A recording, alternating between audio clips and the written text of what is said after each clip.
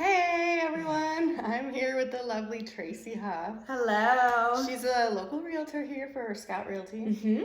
and she is going to give us some of her best tips, specifically for like first-time home buyers. Mm-hmm. So before we do that, go ahead and tell everyone a little bit about your background and what you do and all that stuff. Yeah, absolutely. Well, first, thanks so much for having me Yeah, on Behind Nashville. I'm so excited to be with you guys today and just really educate you guys on the home buying process and why home ownership and just the benefits. And just really creating financial freedom for people. I think that's kind of why I got into this business, and we'll get into that. But about me, I am 32. I will say my age. I normally don't, but I don't really care. 32. I'm not telling you mine. Yeah, right. I'm originally from California, so I've been here for a little over 6 years. Grew up in a coastal town and played volleyball and loved to travel and all that stuff. But just kind of felt like I needed a change, adventure, something new. Life got really comfortable and complacent here. And so I packed my bags 6 years ago without a job, wanting to conquer the world. And so it's been a really great season here. I recently got married. So yes, I found myself a darling Tennessee man named Dawson. So we are 2 months strong. Hi, Dawson. Just kidding. And so that's been great. We went to Mexico for our honeymoon. We got married in California. So life is really great. And now you're here where it's like 45 degrees. I know. It's fall and I love it. Yeah. It's been great. Cool. So then how long have you been a Scout? I've been with Scout for a little over 1.5 years. Okay. And so I was working corporate America. I'm selling groceries, actually, well, mainly produce to restaurants, hotels, and universities here with Cisco, and decided to leave and to kind of start my own business. I've always wanted to be a business owner, but didn't really know what that looked like. And I bought my first house 4 years ago here in Creve Hall, and just loved the process, loved home ownership. I've actually had 2 girls rent for me prior to getting married. They don't rent for me now, of course, but was able to have 2 girls rent and help me pay for my mortgage. And I really saw the benefits of home ownership and just what financial freedom that I can get from that situation. And so I've always loved real estate. I feel that real estate's never gone anywhere. There's so much potential opportunity for people, and really just my biggest thing why I got into it is to help people plant roots in community, get them connected to the right neighborhood and right neighbors, and really flourish, and their kids to flourish. And so it's so much more than the transaction for me. And so when I wanted to run my own business, I thought, wow, this is perfect.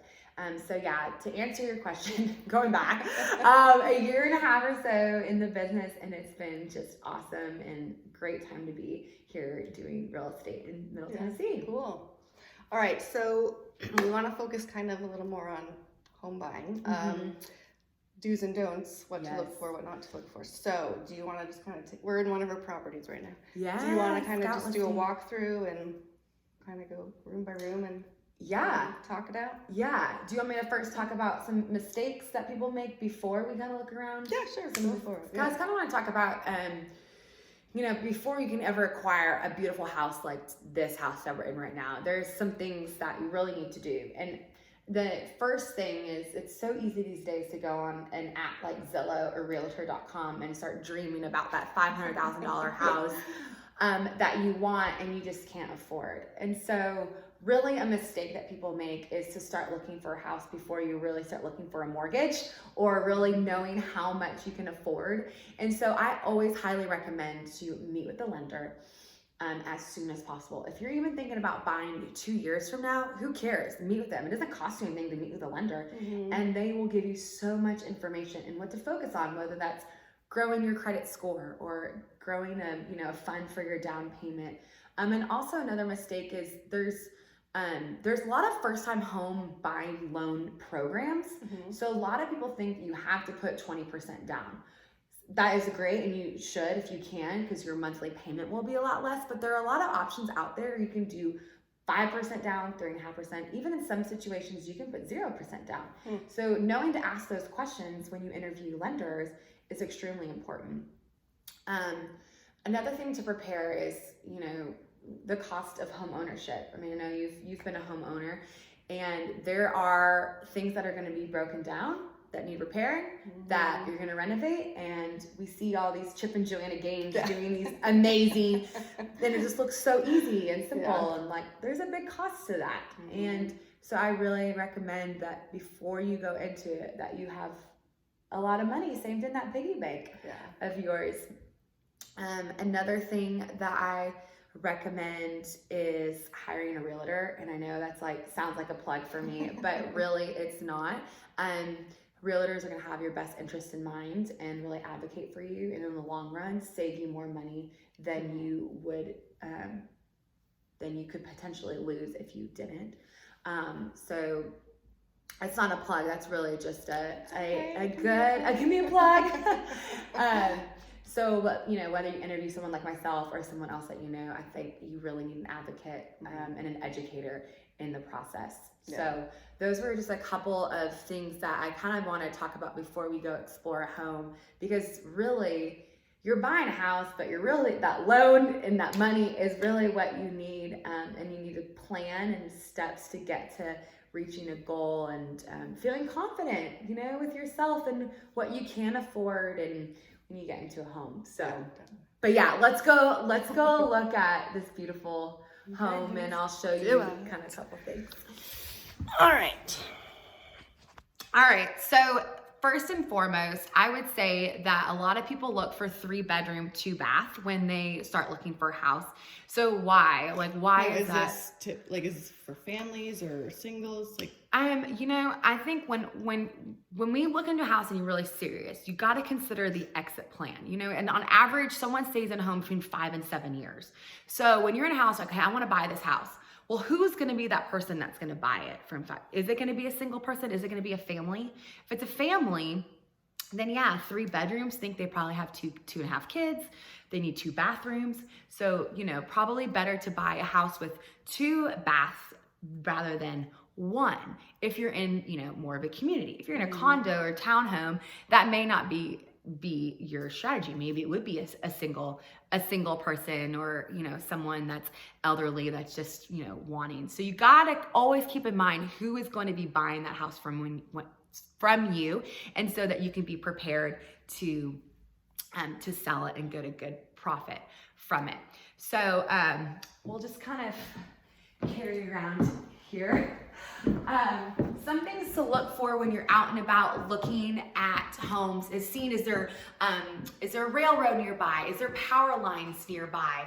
Are you on a busy street? Is there kind of a weird business or maybe even a prison, I don't know, nearby? So if that is the case, probably not the best exit strategy when you go to sell it and a family wants to move in your 3-bedroom, 2-bedroom house, but you're on a busy street and the kids can't play up front. So things to always keep in mind when you are looking. Kitchens. Now this is a gorgeous kitchen, and it's quartz, and it's all this beautiful tile. Kitchens are a really big thing that people look at. So people like the open space, people like new fancy appliances. I think having a good quartz or granite countertops are really important if you can afford them. So always look at the kitchen. Is it inviting? Is there a lot of space? Is there appliances good? Is it a place where you can, see your family or see someone else's family sitting around and enjoying a really nice meal together? What would you suggest for people who like say the kitchen needs a little bit of updating, or do you think people should have another kind of reserve of money for potential updates and stuff? Yeah, so a lot of people do. If you're first time home buyer and maybe you don't have the budget now to buy a really fancy house like this, saving money, just putting paint over the cabinets. You can see how much of a difference that makes here. It's changing out the light fixtures. You can go to Home Depot and buy $100 light fixture that will change the mood of the room. So if you can, there's always potential that you can see, and that's something like a realtor can kind of walk you through, is okay, if you just, painted these cabinets or maybe did the backsplash different, it will change a lot of things up. So great question of like really a little paint, for example, can go a long way and change mood, which is not that expensive for sure. So I want to talk about hardwood floors. Hardwood floors, you can see here, are very desirable. I would say they're kind of more of a prestigious attribute of a home, of a floor. It's great for dogs and for kids. You know, a lot of hardwood floors don't scratch too much. There's also kind of lookalikes to true hardwood floors, which is like laminate or a vinyl, which is great too. So a lot of people like that. The vibe that's kind of more popular is hardwood floors and a little bit more prestigious, where carpet is more comfortable and also absorbs sound. So, you know, carpet's normal in a bedroom. If you want that, you know, come out of the bed and put your feet on something soft and comfortable. But I would say a little bit more of that value comes from true hardwood floors. All right, let's see what else can we explore here. Do you find that a lot of people prefer a formal dining room? I have that question. Ooh, formal dining room. I think yes. I think people prefer a formal dining room. And if it's not a formal dining room, I would say I guess at like, least yeah, a like designated spot. space. Yeah, there's that one right there. Yeah, so I mean, this one is gorgeous, and a fireplace. Those are always great bonuses to have. But yeah, I think that's I think a formal dining room is a huge pro. I would suggest in regards to like square footage of home, if you can find a home around, you know, over 1,400 square feet, that will really kind of give you potentially having that designated dining area, as well as good enough space for rooms. So if you had to target, I would definitely suggest 1,400 or 1,500 square feet to start looking in that 3-bedroom, 2-bath. So let's see, what else could I share? Let's talk about maybe bathrooms, like what to look for in the bathroom. Okay, yeah, so And not to cut you off. No, please. Like powder rooms, like how important are those? Or awesome. So if you can have a half bath, so a half bath basically means no shower or no bathtub. So half bath's just a toilet and the vanity. So I would say in an ideal world, if you know, depending on your price range, of course, if you can have 2 bathrooms and a half, so 2.5, that powder room. This powder room here is adjacent to kind of all the kitchen, to the formal dining room. So that location of the half bath is normally on the main floor and near kind of all those like day-to-day, like where you're really living in the house. So that's a huge perk if you can get a half bath. And then really make sure that the full baths have a big enough shower. Double vanity is always a perk, especially in a master for his and hers. So I wouldn't say don't buy a house because there's not double vanities, meaning 2 sinks, which that's what that means. But if you can, I mean, it's a luxury. It's definitely a luxury. So great question. All right. Oh, another thing that I want to bring up, and a mistake that people make when they buy home, is not hiring a great, well-trusted home inspector. So when you're under contract on the house, one of the contingencies you have is you get the home inspected. And really, they're like, think of them as like a general physician. Like they're going in and really looking at all the bones, like all the things that are going on in the house, kind of the greater picture, and making sure everything is up to code, up to standard, operating well. This is really important. I made this mistake on my house. I hired a cheap home inspector, and I'm paying for that now 4 years from now. And so they look at everything from the crawl space of the basement all the way to the roof and the attic and everything in between. So spend that extra $200, $400 or whatever you need to do to really hire a great home inspector, because you do not want to buy a house that has a lot of, damage or issues. So I guess that'd be another point, is when you're out looking, take a look at the roof. You're not an expert, and neither am I. I'm not a roof expert, but we're smart people, so we can kind of see what maybe the roof looks like. If you can get down in the crawl space or the basement and crawl around. If you can see cracks, of course, that's a big no-no. If you've seen stains like under sinks from leaks, I mean, just little thing that the normal eye could see, that is a big thing, because that will be expensive down the road. So at what point would you hire the inspector? So let's say you find a house and you write a contract, or an offer, excuse me, you write an offer, and the other party, the seller, accepts it. Hooray, you're under contract is what we call it. So normally that's a 30 to 45 day period where everything kind of starts working and kind of chugging along like a choo-choo train to get you to that fun closing day. And so there's a title company that's involved. The title company looks to see if there's any liens on the property, to get that house changed, that deed, which is like the proof that you are the homeowner. They get that deed changed over to your name. The lender works on their loan, gets all the monies in place, and that is when you have the home inspection. So normally that happens in the beginning of the under contract process, and that someone will come out, you will hire them, we'll meet them there, they'll walk us through what is going on, and then we actually get an opportunity to ask the seller to do some repairs, or you can also get some money if you want to do the repairs yourself. So normally that happens in the first like 10 business days of the under contract, and then once that's an agreement, then that contingency is lifted. So the appraisal is done during the under contract inspection and all the financing, stuff like that. And then you get ready for closing day, where you sign your life away, and then you get to be a homeowner. So so that's a great question. Great question. All right. Something else to look for is, I'm looking here, is for air conditioning. Where'd you go there? Yeah. Definitely another thing that is an expensive upgrade thing to replace is in heating and air conditioning unit, HVAC unit. So normally they're on the outside of the houses are the units, and you can kind of just see, sometimes they have the manufacturer date on them. So typically a HVAC unit will be good for, on average, like 15 years, plus or minus.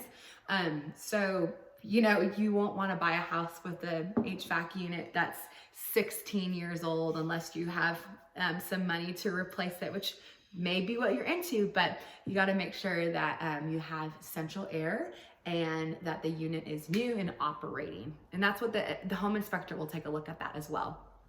So, yeah. Oh, I have another great one. So this house that we're in right now, we actually are in 12 South. We haven't really said where we are. We're right near Belmont University, near 12 South.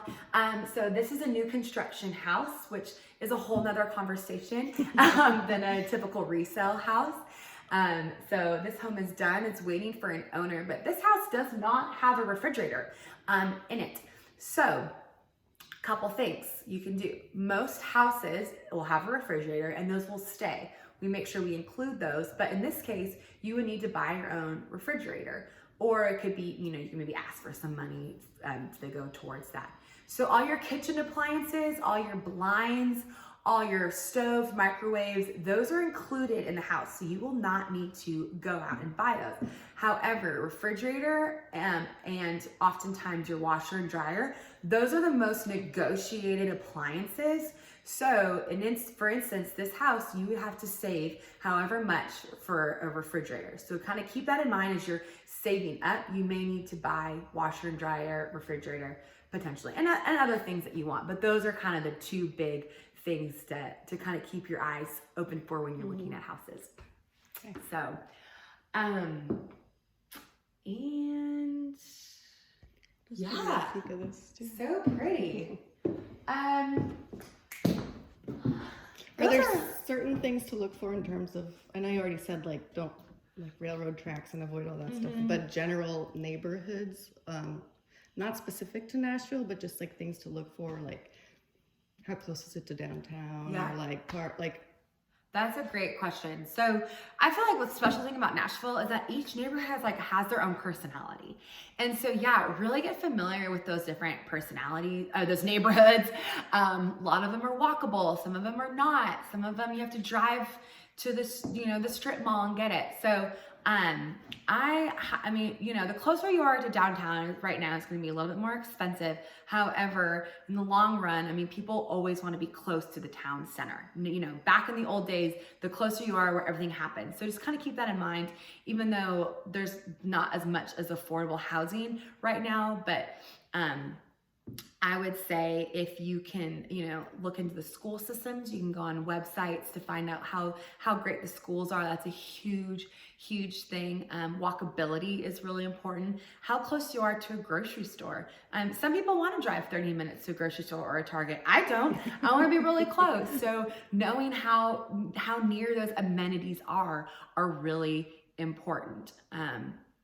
So I would say drive around, look at the street. You can tell a lot by a neighborhood by just driving down the street. For example, if you pull into a neighborhood and there's a lot of cars parked in the driveway or at front, that may be a community where there's a lot of renters, more cars, maybe more people living in the house.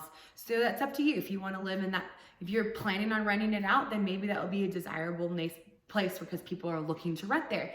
If you want to live there full time, maybe that's not the neighborhood for you. If there's a lot of renters and not people who are going to be there long term, so you can invest in your neighbors. So that's a great question, and hope I answered that pretty well. All right, cool. Well, if you need a realtor, Traci's great. Yes, thank you. Do you work in only specific areas? Oh, or all great over question. No, I'm really kind of all over Middle Tennessee, mainly Davidson and Williamson County, but I've sold in Gallatin, Mount Juliet, down in Murfreesboro. So I am wherever everyone wants to go. I will go unless it's Clarksville or Cookeville. Not really my parts of town. Yeah. But and where can people find you? Great question. You can follow me on Instagram.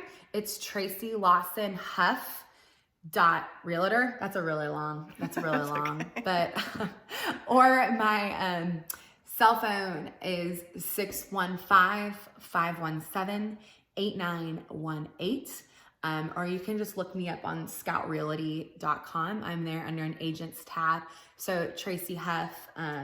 Yeah, maybe you can include my Instagram or phone number or whatever. But yeah, please feel free to call, text, email me, whatever. I'd love to answer any questions you have. Cool.